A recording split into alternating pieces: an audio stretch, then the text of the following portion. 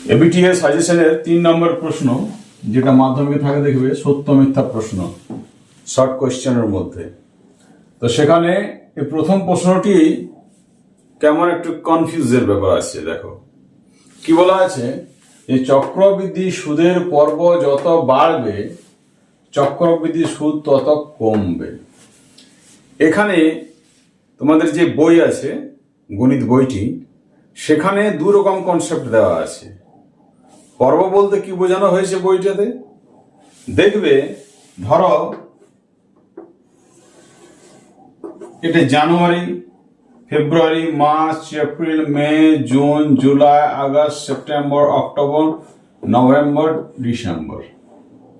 এই জানুয়ারি থেকে ডিসেম্বর, এটা গোটাটা মাস, 12 মাসে 1 বছর হয়। এখন যদি এই 6 মাস পর পর আমাদের সুদটা মূলধনের সঙ্গে যুক্ত হয়, 1, 2, 3, 4, 5, 6, তাহলে কিছু কিছু ক্ষেত্রে দেখবে তোমাদের দেওয়া আছে প্রশ্নে, সে সুদের পর্ব 6 মাস হলে, তার মানে যে সময় পর ওই যে সুদটা মূলধনের সঙ্গে যুক্ত হচ্ছে যে সময় পর, সেটাকে পর্ব বলছে। আবার পর্ব আবার সমস্যা যখন করে দেওয়া আছে তোমাদের বই, দেখবে যে 6 মাস পর পর যদি সুদ মূলধনের সঙ্গে যুক্ত হয়, তাহলে পর্ব সংখ্যা হচ্ছে কত? 2। মানে পর্ব মানে কি, 12/6 মাস, তাহলে 2। তাহলে পর্ব যদি এইটা হয়, এই কনসেপ্ট, এই 6 মাস পর পর হলে পর্ব হবে 2, 4 মাস হলে পর্ব সংখ্যা হবে 3, তাহলে একরকম উত্তর হবে। আবার যদি যে সময় পর, সেই সময়টাকে যদি পর্ব ধরা হয়, তাহলে একরকম উত্তর হবে। তাহলে সময়টাকে যদি আমরা পর্ব ধরি, এই চক্রবৃদ্ধি সুদের পর্ব যত বাড়বে, মানে যত বেশি দিন পর সুদটা মূলধনের সঙ্গে যুক্ত হবে, তাহলে চক্রবৃদ্ধির সুদ তত কমবে। সেই হিসেবে এটা কিন্তু সত্যি। কিন্তু আমরা যদি এই কনসেপ্ট করি পর্ব সংখ্যা, যে 12 যত মাস পর পর হিসেব হচ্ছে, 6 মাস পর হলে পর্ব 2 হবে। এরপর যদি আমরা 4 মাস পর পর করি, তাহলে পর্ব কত হবে? 12/4, 3। তাহলে এই ক্ষেত্রে কিন্তু কি হবে? এটা মিথ্যা হবে। সুদের পর্ব যত বাড়বে, তাহলে 12 যত মাস পর পর হিসাব হচ্ছে সেটা যদি পর্ব হয়, তাহলে এটা মিথ্যা হবে। আর যদি যে টাইম পরে হিসাব হচ্ছে সেটা যদি ধরি, তাহলে সত্য হবে। 2 নম্বর প্রশ্নটা দেখবে, যিনি টাকা ধার নেন তাকে উত্তমর্ণ বলে। যিনি টাকা ধার নেন তিনি হচ্ছেন অধমর্ণ, এবং যিনি টাকা ধার দেন তিনি হচ্ছেন উত্তমর্ণ। এটা তুমি জানো, সেই হিসাবে তুমি বুঝো। যিনি টাকা ধার নেন তাকে উত্তমর্ণ বলে, এটা ভুল। যিনি টাকা ধার নেন তাকে অধমর্ণ বলা হয়। 3 নম্বর কোয়েশ্চনটা লক্ষ্য করো, সরল সুদের ক্ষেত্রে আসল ও সুদ উভয়েরই সুদ পাওয়া যায় না। সরল সুদের ক্ষেত্রে কেবল আসলের উপরেই সুদ পাওয়া যায়, সুদের কোনো সুদ পাওয়া যায় না। 4 নম্বর কোয়েশ্চনটা লক্ষ্য করো, অংশীদারি কারবার 3 ধরনের হয় না। অংশীদারি কারবার কত ধরনের হয়? 2 ধরনের হয়। কি? সরল এবং মিশ্র।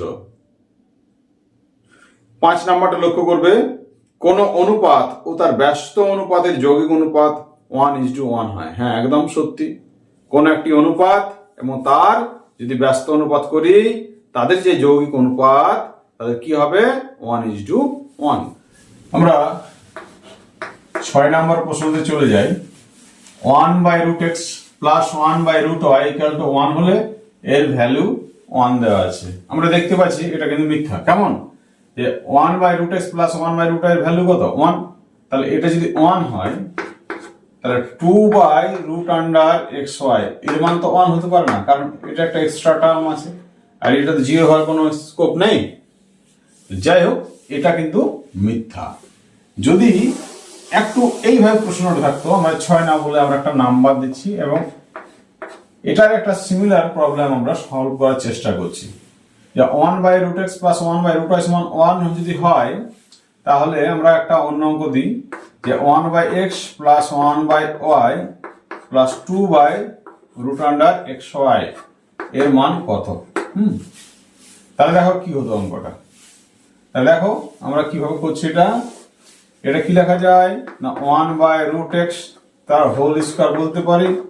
এটা 2 into 1/√x into 1/√y plus এটা কি বলতে পারি √y তার হোল স্কোয়ার। তাহলে a square plus 2ab plus b square মানে a প্লাস b তার হোল স্কোয়ার, এর মান কত 1, তাহলে 1 আর স্কোয়ার কত 1। সেক্ষেত্রে যে সত্য মিথ্যা হতো এটা কিন্তু সত্য হতো যদি এই ধরনের সমস্যাটি থাকতো। 7 নম্বর প্রশ্নটি লক্ষ্য করো যে x y এর সঙ্গে সরল বেঁধে আছে এবং y z এর সঙ্গে ব্যস্ত বেঁধে আছে। তাহলে বলছে x z এর সঙ্গে ব্যস্ত বেঁধে থাকবে, এটা দেওয়া আছে। তাহলে এটা আমরা দেখবো এটা সত্য না মিথ্যা। দেখো আমরা কি বলতে পারি যদি x y এর সঙ্গে কি বেঁধে আছে সরল বেঁধে, তাহলে x ভেরি y বলতে পারি, বা x সমান কি বলতে পারি k1 ইন্টু y, যেখানে k1 নট ইকুয়াল টু 0 ভেদ ধ্রুবক লিখতে হবে। আবার এখানে বলতে পারি দেখো y ভেরিজেস কি দেওয়া আছে 1/z, যদি ব্যস্ত ভেদে আছে z এর সাথে, তাহলে y সমান কি বলতে পারি আমরা k2/z আমরা লিখতে পারি এখানে যে কি k2 নট ইকুয়াল টু 0 একটু ভেদ ধ্রুবক। তাহলে দেখো কি পাচ্ছি আমরা এই দুটোর থেকে x সমান কি পেলাম k1 আর y এর ভ্যালু আমরা বসাচ্ছি কি k2/z। তাহলে x এই k1 ইন্টু k2 কে আমরা কে ধরলাম, হ্যাঁ লিখে দিবে যে k1 ইন্টু k2 সমান কে ভেদ ধ্রুবক। তাহলে কি হলো বলো x ভেরিজেস 1/z, তাহলে এটা সত্য। কেমন? এরপর আমরা 8 নাম্বার কোশ্চেনে চলে যাই। কি দেওয়া আছে যে x square plus bx plus c equal to 0। বলছে এই দ্বিঘাত সমীকরণটিতে দেওয়া আছে, অবশ্যই দ্বিঘাত সমীকরণ মানে কি a নট ইকুয়াল টু 0। এই দ্বিঘাত সমীকরণে কি বলছে বলো না একটি বীজ শূন্য হলে b ইকুয়াল টু 0 হবে, এটা মিথ্যা। কেমন? এই সমীকরণে যদি একটা বীজ শূন্য হতে হয় তাহলে কত হবে c সমান শূন্য হবে, b শূন্য হলে হবে না। কিন্তু এই সমীকরণের একটি বীজ যদি 0 হতে হয় তাহলে c ইকুয়াল টু 0 হয়, b ইকুয়াল টু 0 হয় না, আর এটা মিথ্যা। কেমন? 9 নম্বর প্রশ্নটি দেখো যে দুটি সর্বসম বৃত্তের ব্যাসার্ধ সমান, এটা সত্যি। সর্বসম বৃত্ত বলতে কি বোঝায় না ধরো এই একটি বৃত্ত আর এই একটি বৃত্ত, আমরা দুটো বৃত্ত এঁকেছি। যদি কোনো রকম ভাবে আমাদের মানে এই চিত্রটাকে এই চিত্রের উপর বসানো যায় এবং পুরোপুরি যদি ঢেকে যায় তাহলে দুটো কি বৃত্তকে কি বলবো সর্বসম বৃত্ত। তাহলে যদি পুরোপুরি ঢাকতে হয় তাহলে কি হতে হবে না অবশ্যই তাদের কি ব্যাসার্ধ সমান হতে হবে, এটা অবশ্যই ঠিক। 10 নম্বর কোশ্চেনটা আমরা বিভিন্ন সময় পেয়ে থাকি কোশ্চেন ব্যাংকে, যে অর্ধবৃত্তাংশ অপেক্ষা ক্ষুদ্রতর বৃত্তাংশ কোণ সূক্ষ্ম কোণ, এটা ঠিক না ভুল? যাই হোক আমরা ক্লিয়ার করে বুঝবো। দেখো আমরা 3টি ছবি এঁকেছি, এটা অর্ধবৃত্তাংশ কোণ, তাহলে এই কোণটার মান কত 180 ডিগ্রি। তাহলে এই যে আমরা যদি পরিধির কোণ করি এটা, তাহলে এই বৃত্তাংশ কোণের মান কত 90 ডিগ্রি, কারণ এটা 180 যদি হয় তাহলে এর অর্ধেক 90 ডিগ্রি। এবার অর্ধবৃত্তাংশ অপেক্ষা কি বৃহত্তর আছে। কেমন?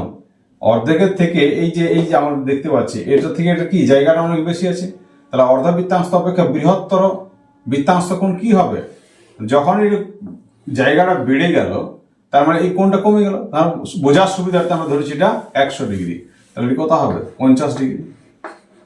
তাহলে অর্ধবৃত্তাংশ অপেক্ষা বৃহত্তর বৃত্তাংশ কোণ কি সূক্ষ্ম কোণ। আবার এটা কমে গেছে, দেখো এই পোর্শনটার থেকে এটা অনেকটা কমে গেছে, তাহলে অর্ধবৃত্তাংশ অপেক্ষা ক্ষুদ্রতর। তাহলে ক্ষুদ্রতর মানে জায়গাটা যখন যদি কমে গেল তাহলে এই ভ্যালুটা কি বেড়ে গেল, আমরা বোঝার সুবিধার্থে ধরেছি 240 ডিগ্রি। তাহলে এই অ্যাঙ্গেলটা কত হবে না 120। তাহলে আমরা বুঝবো অর্ধবৃত্তাংশ কোণ কি সমকোণ হয়, আর অর্ধবৃত্তাংশ অপেক্ষা বৃহত্তর বৃত্তস্থ কোণ সূক্ষ্ম কোণ। বৃহত্তর হচ্ছে সূক্ষ্ম আর ক্ষুদ্রতর বৃত্তস্থ কোণ কি হচ্ছে স্থূল কোণ হচ্ছে।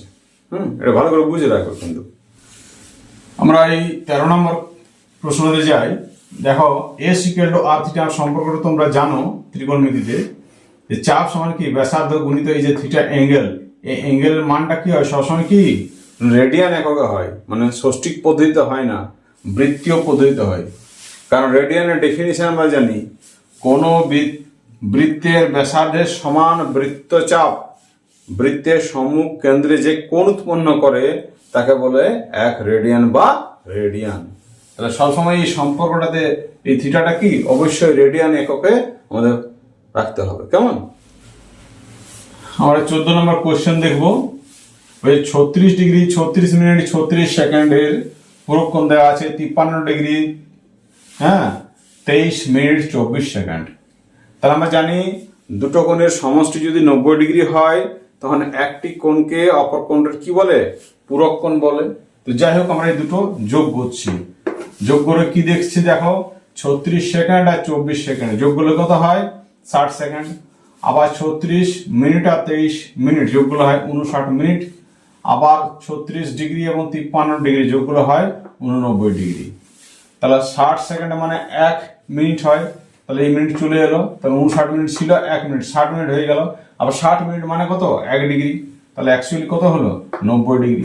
তাহলে দুটো কোণের যোগফল কত হচ্ছে? 90 ডিগ্রি। তাহলে এর পুরো কোণ এটা। কেমন? এটা সত্যি। 15 নম্বর প্রশ্নটি আমরা দেখব এর পরে। বলছে থিটাটা কি দেওয়া আছে? না রেস্ট্রিকশন দেওয়া আছে, 0 ডিগ্রি থেকে বড় এবং 90 ডিগ্রি থেকে ছোট। বলছে আর এক্সটা কি? এক্স একটি যে কোনো বাস্তব সংখ্যা। তাহলে সাইন থিটার মান এক্স প্লাস 1/x কখনো হতে পারে না, সত্যি হতে পারে না। কেমন? কারণ আমরা কি জানি যে সাইন থিটার ম্যাক্সিমাম মান কত হয়? 1 হয়। তাহলে এটা যদি আমরা একের থেকে বড় হয়, ধরো উদাহরণ হিসেবে বলছি, এক্স এর মান তুমি ধরে নাও 2, তাহলে 2 প্লাস 1/2, তাহলে এটা কত হলো? 2.5। তো সাইন থিটার মান কখনো 2.5 হয় না। কিংবা তুমি এটা যদি একা থেকে ছোট ধরে নাও, ছোট ধরে নাও, ধরো এটার ভ্যালু নিলাম আমরা কত না 1/3, তাহলে এর মান কত হলো? 3। তাহলে এটাকে 3 পূর্ণ 1/3। দেখো এটা একার থেকে বেশি হয়ে যাচ্ছে। আমরা যদি 1 ধরি তাহলে 1 প্লাস 1/1 সমান 2, তাও হচ্ছে কি একার থেকে বড়। এবার সাইন থিটার ম্যাক্সিমাম মান কত হয়? 1। তাহলে এটা কখনোই হতে পারে না, এটা মিথ্যা। কেমন?